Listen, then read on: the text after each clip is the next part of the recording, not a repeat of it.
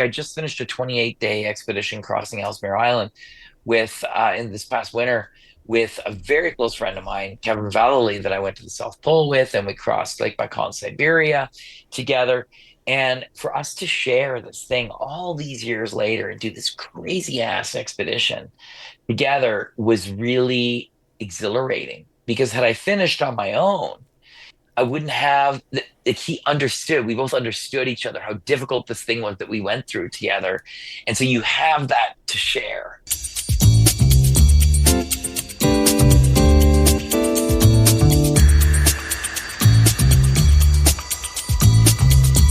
Welcome back to Life in Moments. Today's guest is someone we have wanted to talk to for quite a while. Ray is a world-renowned explorer, ultra-endurance athlete, and the founder of Impossible to Possible, an organization that gives young people the opportunity to experience life-changing expeditions while connecting with classrooms around the world. He's run across the entire Sahara Desert, he's skied the South Pole, and he's crossed some of the most harshest places in the world. And in 2024, he was awarded one of Canada's highest honors in the field of exploration.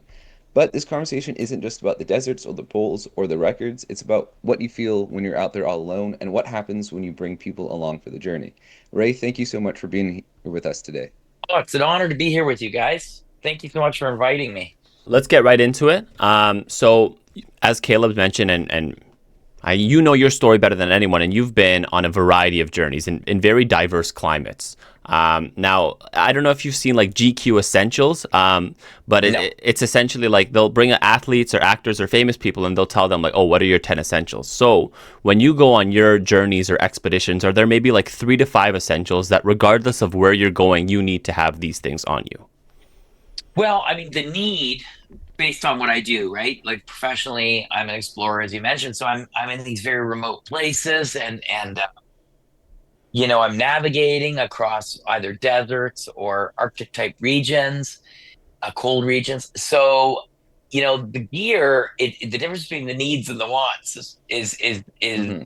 quite diverse. So, for example, if you said, what's essential, and it's a want, well, coffee. I'm not going anywhere without coffee. As a matter of fact, we have a hashtag with my coffee company. It's no coffee, no expedition. So, I mean, so that's critical. So my ability to make coffee. As a matter of fact, I'm about to leave on a quick adventure, and I'm trying to factor in the weight of coffee into Mm. my pack. I mean, it's just, hey, this is where we've come. Um, but essential. I mean, look at I never really it's incredible. We're talking on our phones. My iPhone has become a great navigational tool, a tool by which to capture content and communicate that to schools later on, or by satellite when I'm out there. So I believe it or not, like as crazy as it sounds, my phone is an essential item now. Also, of course, backup paper maps would be an Mm. essential for wherever I am because I'm in such remote places. Um, and of course the ability to create fire, and Mm. so therefore to be able to cook and everything else, right? So there's multiple essentials, depends on the trip, depends on where I'm going, but coffee's on every single one of Fair those. enough. So Uh, While we were doing some research for this and seeing like your background and whatnot, I came across something where you said that you were one of the last people to expect to like run across a desert before you started doing expeditions. I was just wondering if you remember that moment or those moments when you decided to shift and to start doing these not just marathons or 50Ks, but these extremely uh, big adventures across these very, very harsh areas. yeah, like so in brief for the people that are listening, I don't have a dissimilar background to a lot of people that are in endurance. A lot of people that are in endurance sports come from somewhere else, or they find endurance sports perhaps later in life, which was my case. I was 30 years of age, nearing 30 years of age, smoking a pack a day, pretty unhealthy guy. Decided through the inspiration of my younger brother, who's this great outdoorsman, a rock climber and a paddler and a mountain biker and a runner. I was inspired by him to change my life and to find purpose and passion, which could have been anything. But he was this guy who was doing these things and he was so passionate and stoked about it that it drew me in. And so that very quickly became my life. I started racing bikes, mountain bikes, shortly after, completely changing my life 180 degrees. and was adventure racing, and then got into ultra marathons and found out, hey, maybe this is the thing I should do. I mean, it turned out to be something that I was pretty good at. And then when we ran across the Sahara, literally, we started that 6 years after I quit smoking Wow. and finished, we started in late '06, finished in '07.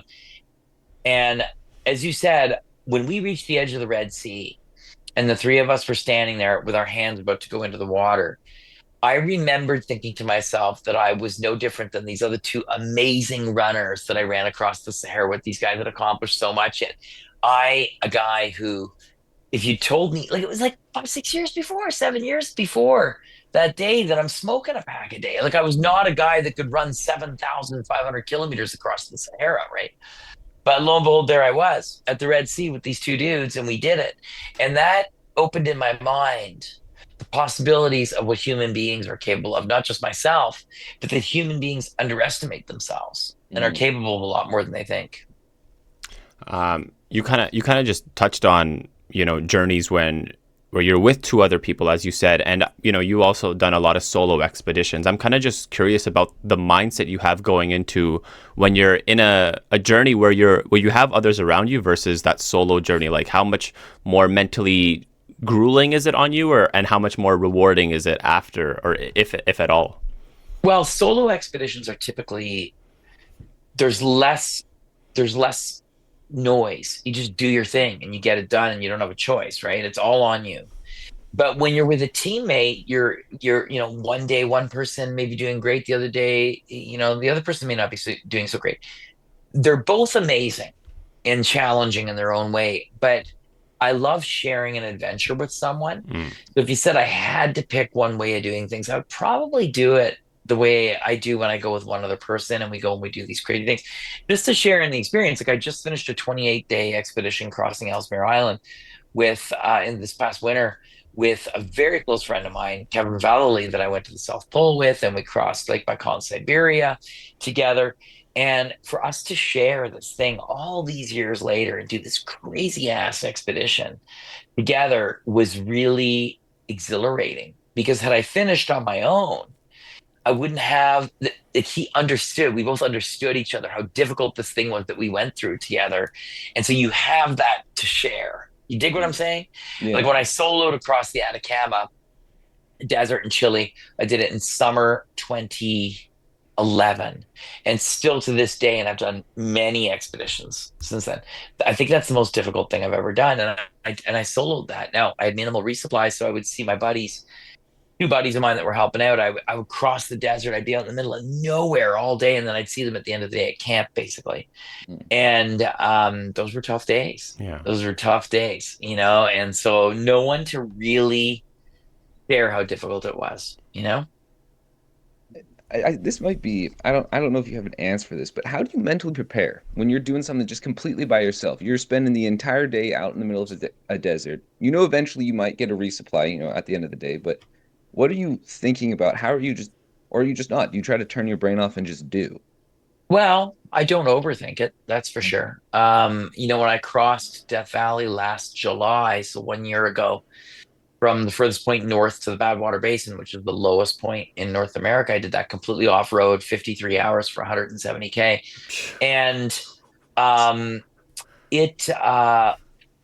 all I was thinking about was getting to the next resupply point, right? Which were about 20K, 15 to 20K apart. So, yeah, it was extraordinarily difficult, but you get it done. Yeah. You briefly mentioned the last expedition you just finished, Ellesmere Island. And I was reading that was your second attempt at doing that, right? Yeah, second So attempt. I was, did your mindset going into that when you were preparing to try it again for the second time, was there anything different about it, knowing that the first time didn't go quite as planned and you had to Everything pull was out of it? different. Okay. Everything was different. I mean, everything we last time, I mean, everything. Last time we went south, we were going south to north. This time we went north to south. I mean, it just right from there, it was different. And so we learned from the mistakes of the first expedition. That's one of the keys that I think, people forget. And it's easy for us to forget that when you're going through those most difficult things, those hard decisions. I've done 40 some odd expeditions and I've had to pull the plug 4 times, something over those years. And but I've reminded myself in that moment to learn something from the moment, like really learn. So a buddy of mine, I wrote a social media post about this, and he said there's no fail, only a first attempt in learning.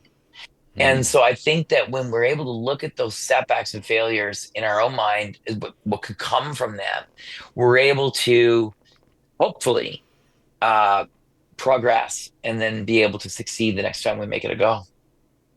Was there a point on that second expedition, that second attempt, where you felt like, okay, we're going to get it done this time? Or were you waiting until you actually had finished to let yourself think that? Every day, like there'd be a point in the day where you'd be like, shit, we're actually going to do this. And then every day there was a point where you'd be like, there's no way we're going to get this done. So it was completely, it was just so inconsistent. There was no Mhm. consistent thought path. I think though, that Kevin and I, in all of the expeditions I've done over the years, Mhm. overwhelmingly, I was at a point in this expedition where I was sure we would get it done. And a big factor in that, I think, is age. I think that, I'm 56, Kevin is 60, and we're very fit and we're Mhm. cardiovascularly very fit and all that stuff. And we're strong to pull those heavy sleds, but we're mentally very prepared, right? There's a Mhm. humility that comes with age that I find Yeah. that we were laying there in the tent one day, one night, and we were like, shit, do you think we could have did this 10 years ago? And both of us agreed that we don't think we could have. Hmm. We're not sure we could have, maybe. We're not sure, but we knew now we're so beaten in. We just know what decisions to make and not make. And bad things can happen, but we were confident in our decision making. Mm. Um, over the past like near 2 decades, there have been a variety of journeys and treks, and I'm sure a lot of lessons have been learned on those journeys, not only from the expedition itself, but from those you were with. You've also mentioned that you've visited a lot of different villages or communities that aren't very accessible unless you were to like walk or trek there. I'm just curious to know that are there any like lessons that the people of these towns and communities that you visited have you learned any lessons from them? Oh yeah, of course. I mean, I've learned tons of lessons from. There's people living literally in every corner of the world, and I've learned something from every single person that I've run into. If you keep your mind open to what the potential to learn from others is, it's pretty much unlimited. And Yeah. so I've learned when we ran across the Sahara Desert and crossing Niger and Mali and Libya, countries where people had so little, but we're basically, at the end of the day, if you're in a very small community of 200 people and everybody's healthy and there's good Mm. food and we're together, it was a cause for celebration. And I realized in that expedition that perhaps the things that I prioritized in my life weren't exactly the way I wanted them, Hmm. And so I reprioritized family, close friends, all of that first and put that first after that expedition. But, hey, we're always learning. I Absolutely. think the most interesting thing about your expeditions, because you learn all of this stuff while you're on there, but you don't just keep that for yourself. You have this uh, impossible to possible organization that you started back in 2008. I was wondering if you could just explain briefly what that's about, and then we can get into a little bit more after that. Yeah. So Impossible to Possible is our organization, which every year we try to, I mean, during the pandemic, we weren't able to travel, but every year we do an expedition, a youth expedition or two. Um, and we take young people 16 to 21 years of age to the remotest parts of the world. And they do an endurance based expedition. And while doing that expedition, they learn about a specific subject and they share what they learn about that subject through satellite to classrooms all over the world. And of course, what they're learning on their adventure. So the adventure, for example, running, we did one in Tunisia, running through Tunisia and studying access to water. Mm. So, they're making their way through sand dunes and sandstorms and all that stuff. It becomes a real interesting hook for students Hmm. to really be, excited about an adventure that someone their own age is doing, Hmm. and yet at the same time learn about this subject. So every time we create content around it. It's different. The way we deliver the content is different. But the one common denominator is that everything we do is free, 100% free, and everyone in our organization is a volunteer. Okay. So obviously the participants, the young participants, they're learning a ton. I mean, I know you went to the Amazon jungle one time, I think. I Yeah, I watched it's that a couple video. times. So you're going all over. These 16 to 21-year-olds, these are life experiences they'll carry for a long, long time. I was wondering anything that you have learned from the young individuals themselves. So anything that they've been able to teach you while you've been on these Well, expeditions. biggest thing is again human potential. You see these young people that are like, I mean, I barely got out of high school, barely.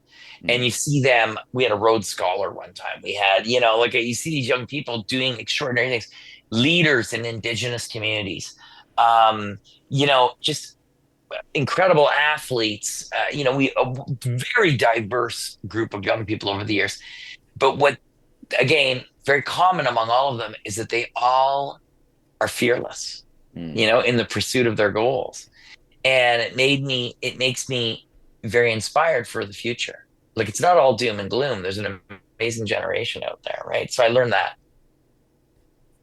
How do people like where do you find these 16, 21-year-olds? Because that's not just a small like a little vacation that they're going on. They're going to very extreme areas. How do you come across these people? So we announced the youth expedition, Okay. and then they have a very limited amount of time to fill out. It's an essay question thing, and then we have a committee that picks who gets to go.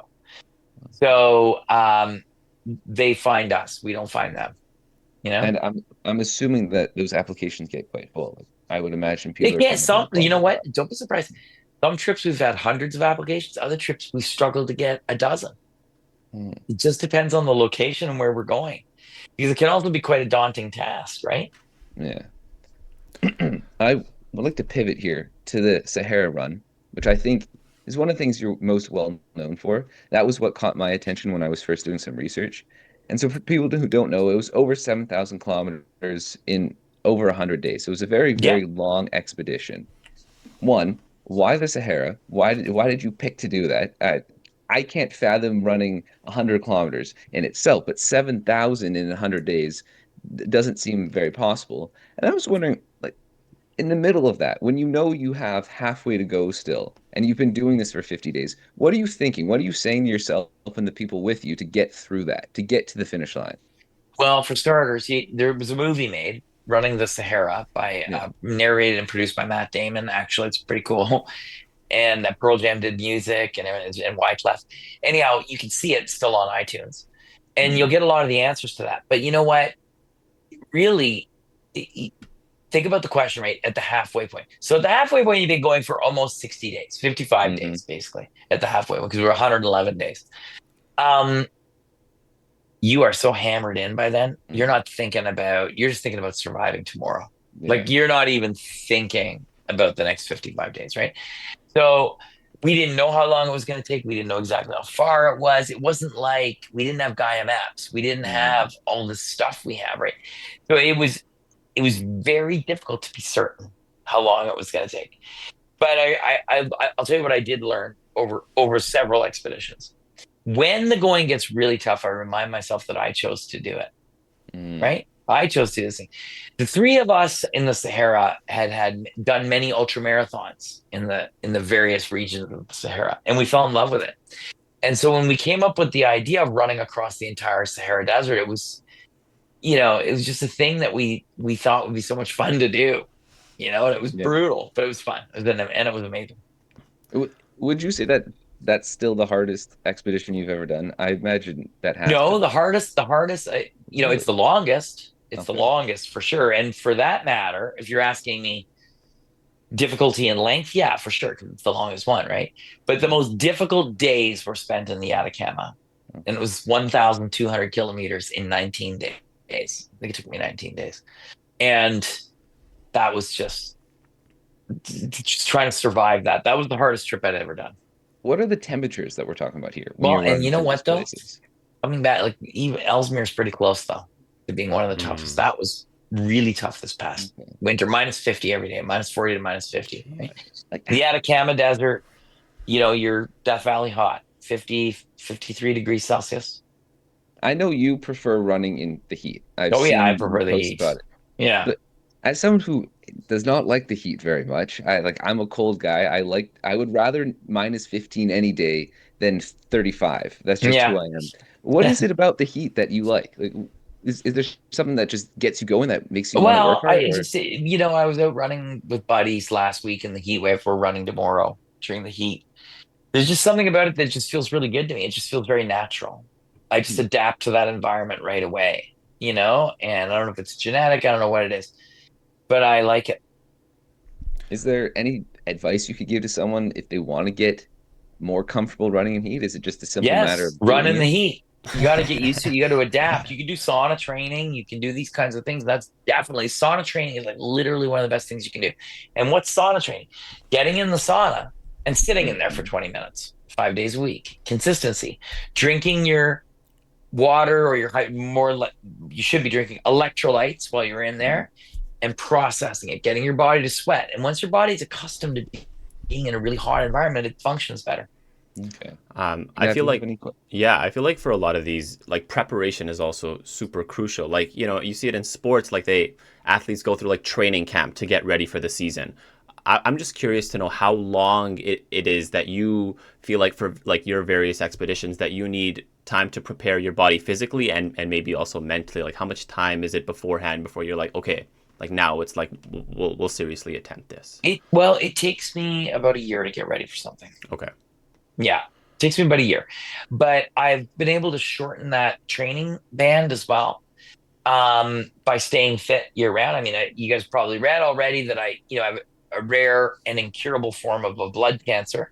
So when I came off of chemo, it's not going to kill me, but I came off of chemo, um, and became very fit after. I was fit before, Mhm. but I was sick for a couple of years, didn't even know it.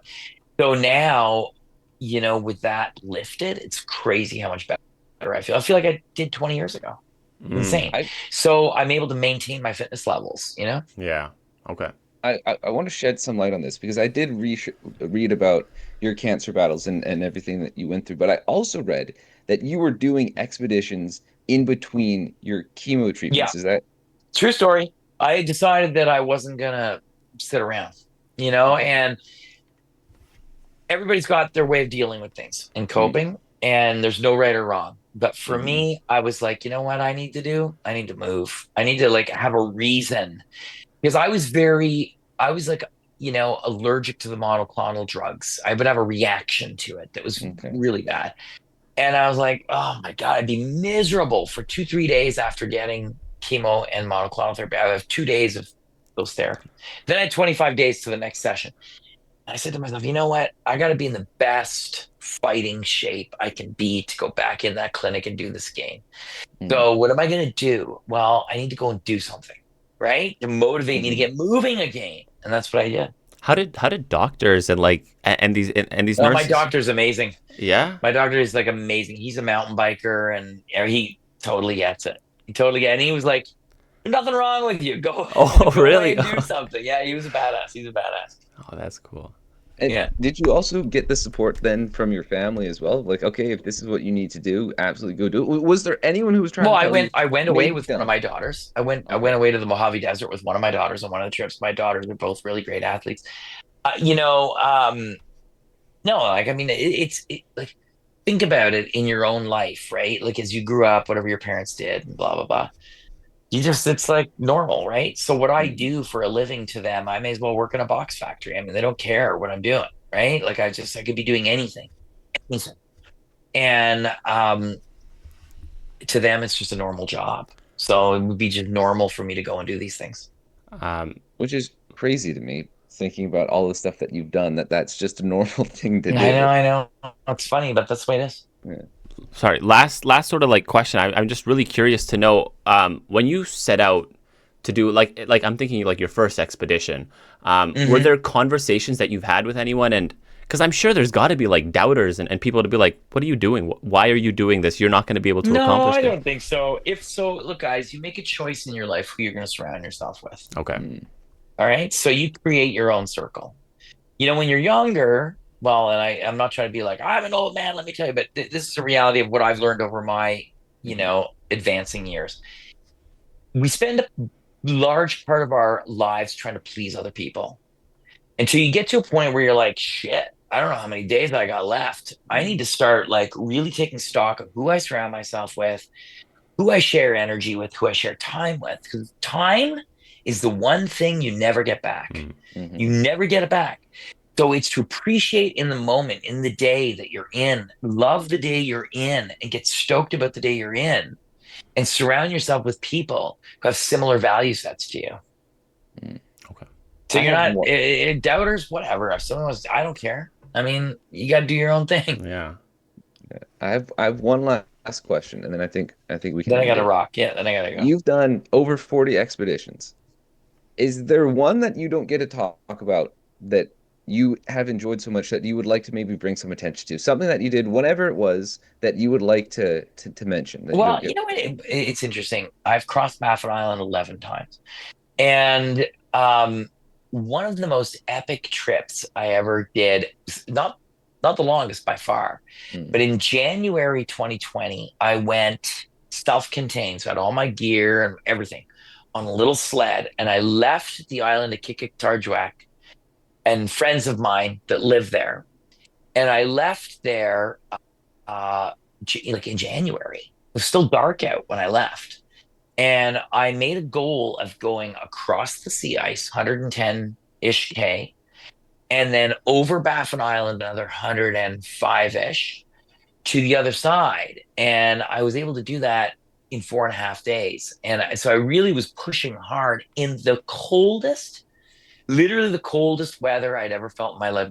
Even my eyelids were frostbitten. It was crazy. You must have been doing 60 kilometers a day at least. Something About like that? 55, I think it worked out to. That's Something like insane. that. Yeah. Oh my God. Anyhow, Well, there you go. That's it. that is perfect, Ray. We appreciate you joining us, taking time out of your very busy schedule. So thank you so much for doing this.